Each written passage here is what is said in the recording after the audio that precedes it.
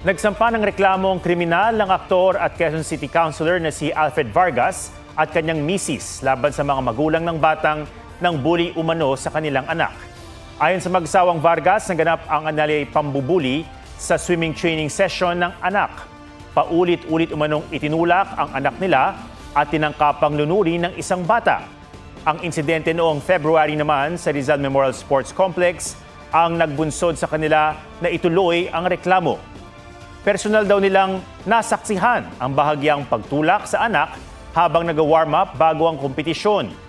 Ilang beses na raw silang nakipag-ugnayan sa mga magulang ng bata pero binabaliwala raw sila o kaya'y ginagaslight.